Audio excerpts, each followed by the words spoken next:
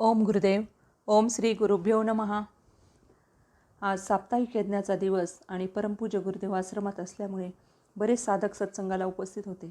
गुरुदेव म्हणाले, मी लहान असताना माझे वडील मला पद्मासन घालून बसायला लावायचे.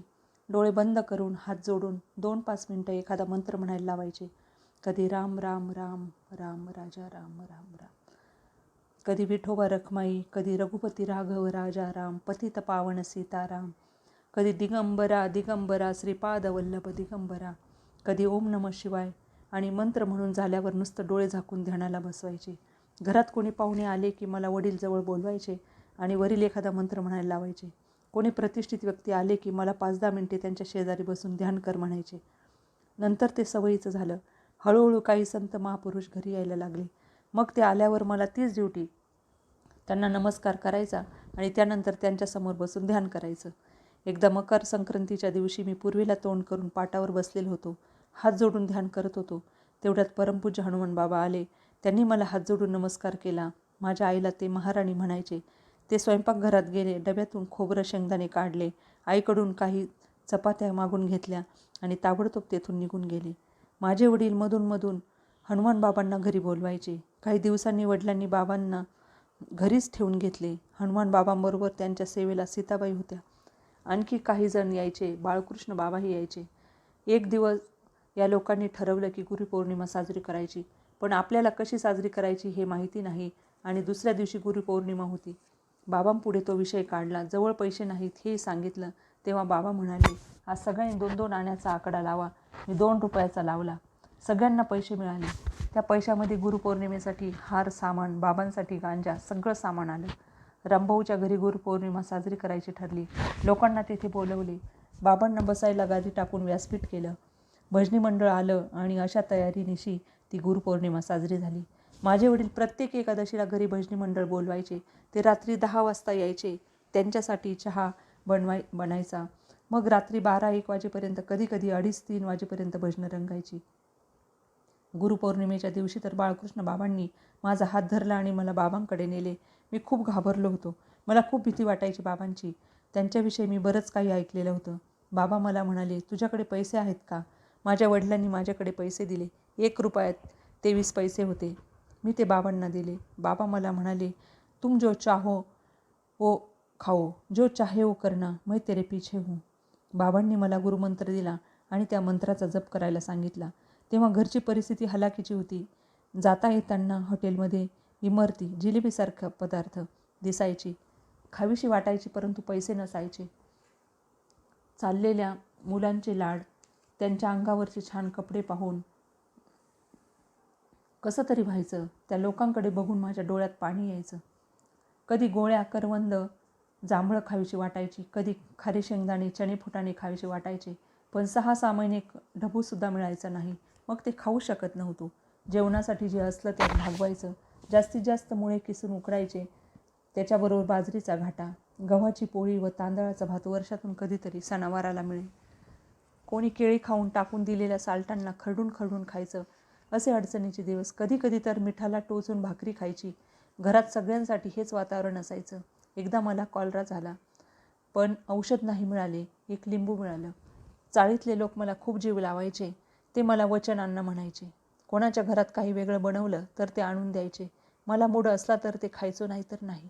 घरातील परिस्थिती पाहून मी विचार करायचो की घरात पैसा आला पाहिजे, तो कमवायचा. पण दुसऱ्याच क्षणाला वाटायचं, कितीतरी पैसेवाले भिकारी झालेले आपण पाहतो. असं काय कमवता येईल की ते संपणारच नाही. आपण मेलो तरी ते संपणार नाही. ध्रुव बाळाने जसं ठरवलं आणि प्राप्त केलं तसं आपण नामस्मरणच कमवायचं. नामस्मरणातच कोट्याधीश व्हायचं ठरवलं. सुरुवातीला 1 माळ जप करायला 5 मिनिटे लागायची. नंतर 1 मिनिटात 1 माळ जप व्हायचा. तासी 5,000. त्यानंतर एका दिवसात 20 तास जप करायला लागलो. ते करता करता मग ध्यानाला बसायचा विचार यायचा. परंतु तेथे अजिबात शांतता नव्हती. गल्लीत सारखा कशाचा न कशाचा आवाज यायचा. कधी रेडिओचा आवाज वाढलेला तर कधी वरातीचा आवाज यायचा. कोणी चाळीत कधी मटण केलेलं त्याचा वास यायचा. पण हळूहळू नामस्मरणाच्या प्रभावाने मी नुसते हात वरती केले तरी डीपीवर काहीतरी होऊन संपूर्ण शहराची लाईट जायची. मी ज्या शाळेत जायचो त्याच्या वरच्या बाजूला एक जागा निवडली. रोज एकदा तरी तेथे जाऊन ध्यान करायचो. मग पहिला संकल्प आला, मी कोण आहे आणि मला काय करायचे. मी जेवढा जप करेल त्याच्या पुण्याचा उपयोग त्याच्यासाठी हो. काही दिवस एक ठिकाण, एक जागा, एक वेळ असा जप करायला लागलो. यातच काही वर्ष निघून गेली. साधना तर चालू झाली, पण त्यासाठी पूरक आहार नव्हता. काही नियम स्वतःला लावून घेतले. उदाहरणार्थ, पायात चप्पल घालायची नाही, गाईचं दूध प्यायचं नाही, गार पाण्याने आंघोळ करायची, पाणी खूप प्यायचं, 4-4:30 वाजता लिंबाचा पाला वाटून तो ग्लासभर ज्यूस घ्यायचा.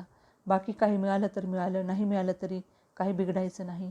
1972मध्ये लाल ज्वारी आली, नंतर सुकडी आली. खायला काही असो किंवा नसो, साधना करतच राहायचो.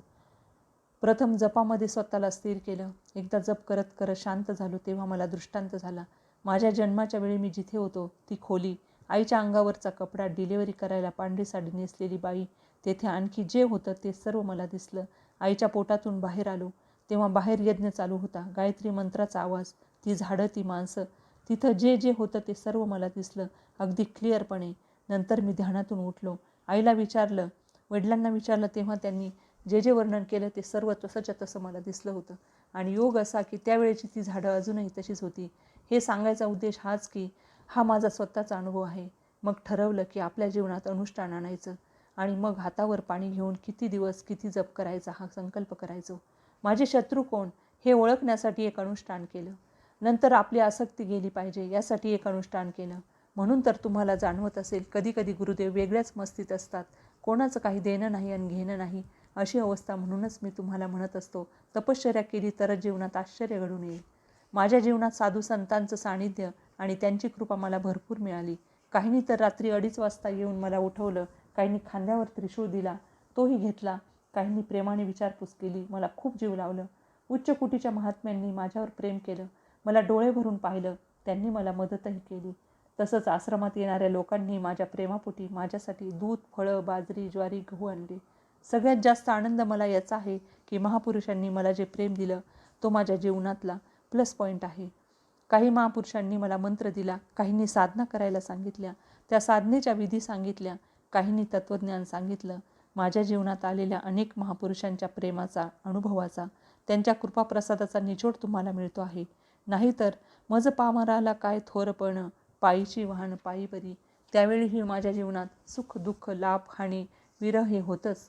रात्रीचा दिवस आणि दिवसाची रात्र हे चालूच होतं. परंतु तरीही त्यावेळी मी माझ्या साधनेशी खूप प्रामाणिक होतो. मी महाराजांच्या जवळ बसून प्रवचन करायला लागलो तेव्हा तर मागून माझे शर्ट ओढले जायचे, माझ्याकडून माईक ओढला जायचा. मी दिसलो नाही पाहिजे असं वातावरण निर्माण केलं गेलं. ज्यांची पात्रता नाही, योग्यता नाही अशी लोक रटाळवानं बोलून लोकांना कंटाळून सोडायची. परंतु बाबांच्या कृपेने लोकप्रियता तयार झाली. लोकांनी माझी मागणी केली, त्या लोकप्रियतेने मला पुढं आणलं. तेव्हापासून इतका जप करायचो की श्वासोश्वासात जप, हृदयाच्या ठोक्यात जप, सगळे अवयव वेगवेगळे जप करू लागले. या जागेत सुद्धा रात्री 3-3 वाजेपर्यंत जप केला आहे आणि दिवसाही सत्संगाची बडबड चालूच. आताही मी पहाटे 2-2:30ला उठून माझी साधना ध्यान चालू राहते. मी हे शरीर सोडलं, त्याचा श्वास बंद पडला, हृदयाचे ठोके बंद पडलेले, माझी बॉडी लांब पडलेली, मी ते लांबून पाहतो आणि मी जिवंत आहे. त्या अनुभवानंतर जेव्हा मी साधनेला बसलो तेव्हा दुसऱ्याच्या स्वप्नात जाऊन पाहणे, परकाया प्रवेश, पूर्वजन्म, पुढचे जन्म समजायला लागले. आता ह्याचे माझे काय संबंध होते, कोणत्या जन्मात हा काय होता हे समजलं. मग कुत्रं मांजरं असलं, झाडं असलं तरी ते संबंध माहिती होतात. आताही तुम्हाला वाटतं माऊलींची आठवण येते, रडू येतं, झोप येत नाही, पण तुम्हाला फक्त हे आत्ताचे माऊली दिसतात. परंतु मला सगळंच माहीत आहे. तुम्हाला वाटतं माऊलींनी कितीही पाहिलं तरी कितीही त्यांचं ऐकलं तरी मन भरत नाही. माऊली कोण आहेत? देव आहेत की सखा? सद्गुरू आहेत की प्रियकर? काहीच कळत नाही. मन भरतच नाही. ही भावना पुढे येते. हे कॉन्टॅक्ट, हे कनेक्शन, याचं कारण म्हणजे आपले पूर्वजन्मीचे संबंध आहेत. फरक एवढाच आहे, तुम्हाला ते कळत नाही आणि मला ते माहीत आहेत. ह्या समोर बसलेल्या मुलीने मागच्या जन्मात खूप दत्तभक्ती केली होती. हा नवीन साधक आहे, याने खूप ध्यान केले होते. की हा योगी आहे की भक्त आहे? हा ज्ञानी होता, तत्त्वज्ञानी होता? कोणती साधना याने पूर्वजन्मात केली आहे? कोणत्या टाईपने हा पुढे आला आणि तो पुढे कसा जाईल? कोणत्या साधकाने किती जन्म, किती हजार वर्ष, कोणत्या प्रकारे साधना केली आहे आणि आता तो कोणत्या मार्गाने पुढे जाईल? तो कर्मयोगाने पुढे जाईल की ज्ञानाने पुढे जाईल? भक्तीने पुढे जाईल की सेवेने पुढे जाईल? हे कळतं. हे प्रेमाचे संबंध आहेत. कोणत्या जन्मात ते शरीर सोडलं तेव्हा समोर कोण होतं, कोण रडत होतं, कोणाची काय भावना होती, हे सगळं दिसतं. ह्या सगळ्या लिंक ॲटोमॅटिक लागतात. हे झाले डोळ्याने पाहून, परंतु डोळे मिटल्यावर सुद्धा ते दिसतं. ही मुलगी गरोदर आहे, तिच्या पोटातला मुलगा आणि माझे काय संबंध होते, तिची सासू कशी, सासरा कसा, हे सगळं कळतं. अशा पद्धतीच्या अनाकलनीय अद्भुत चमत्कारिक कल्पनेच्या पलीकडे हे टच होतं. हे सर्व साधनेमुळे शक्य होतं. साधना करा. पहाटे 3:30ला उठले तर मरत नाही कोणी, कारण बहाणे नकार घंटा हे करंट्या लोकांचं लक्षण आहे. तुम्ही साधक आहात ना, मग हे लक्षात ठेवा. कारण पुढं काढलं की काम लांबतंच. नश्वराच्या अहंकाराला शाश्वताकडे वळवा, मग संसार करताना सुद्धा परमार्थ साधेल. माझा स्वतःचा अनुभव आहे हा. जीवनात गरजेपुरतं आपल्याला मिळेलच, त्याहीपेक्षा जास्त कदाचित, पण तेवढं प्रामाणिकपणे करत राहिलं पाहिजे. माझ्या साधना काळात जर काही कारणामुळे जपाला बसता आलं नाही तर हुरूर लागायची. जप झालाच पाहिजे हा अट्टाहास असायचा. 3.25 वर्ष रोज 3 तास जप करायचो. नंतर रोज 9 तास, असा 9 वर्षे जप करायचो. संकल्प करून जप करायचो. जर आज 25,000 जप झाला नाही तर मी अन्न नाही तर शेण खाल्ल्यासारखे होईल, असा अहंकार मी वापरला. अहंकाराला साधनेसाठी वापरलं. जसा गुळाला मुंगळा चिकटून राहतो तसं मी गुरुमंत्राला चिकटून होतो. माझा स्वतःचा अनुभव सांगतो आहे हा. मी इतका जपमय झालो होतो की बुबुळातून वेगळा जप व्हायचा, गुडघ्यातून वेगळा जप, सांध्यातून वेगळा जप, प्रत्येक केसातून जप, तोंडाने जप, मनाने जप वेगळा, हृदयाच्या ठोक्यातून जप आणि रक्तप्रवाहाबरोबरही जप, दात वेगळा जप, भोय वेगळा जप, बरगड्या वेगळा जप.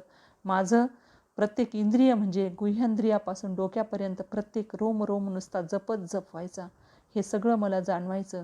हे भूत प्रेत ही काय, काही समजायचं नाही. आणि अनुष्ठान करायचो तेव्हाचे तर आणखी वेगळे अनुभव.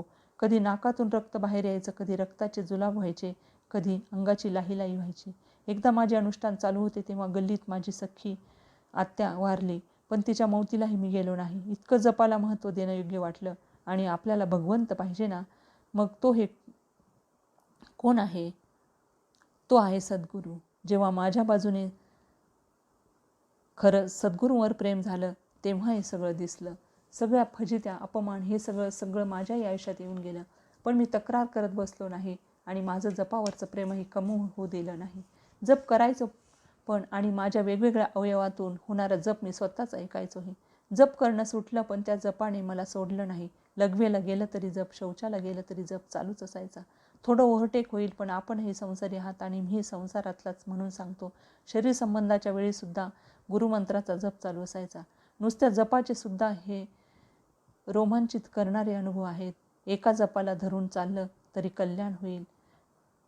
शरीरी जपाचा अनुभव घ्या, अशरीरी जपाचाही अनुभव घ्या. ओम ध्वनी जो अनहद नाद, त्याचाही अनुभव घ्या.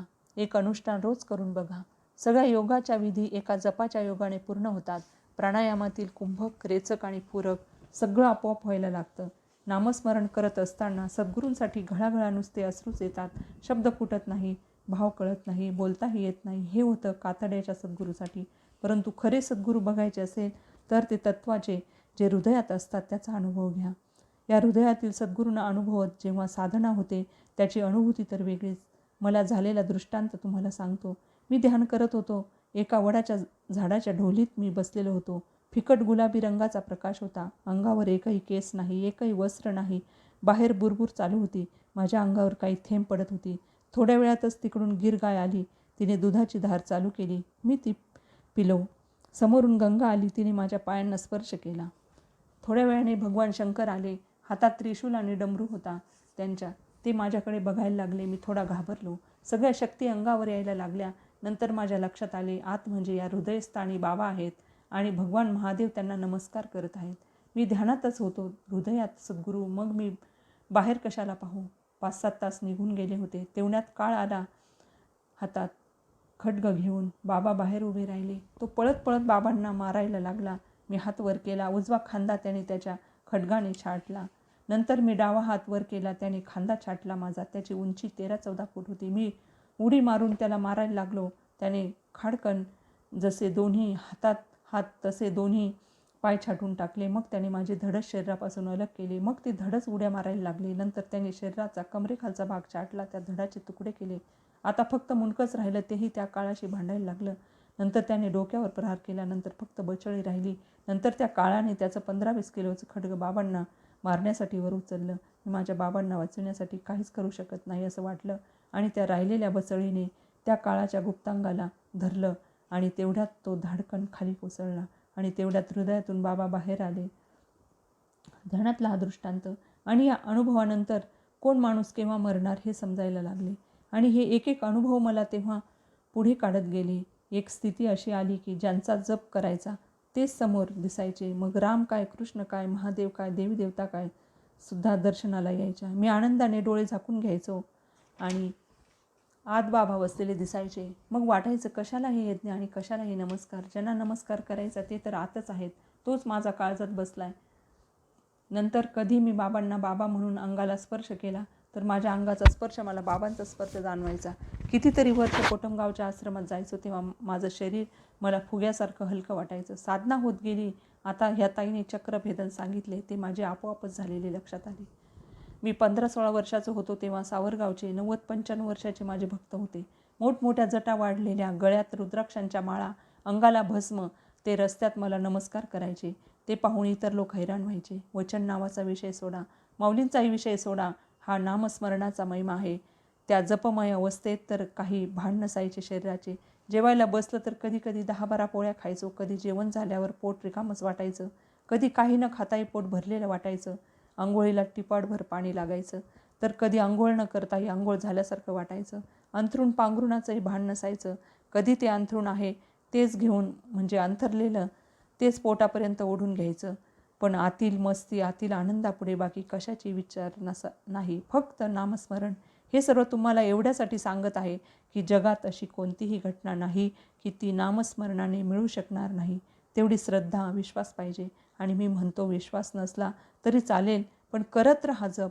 जसं विस्तवावर पाय ठेवला की चटका बसणारच, तसंच नामस्मरणाचंही आहे. ज्याला नामस्मरणाची गोडी लागली त्याला बाकी कशातच गोडी वाटणार नाही.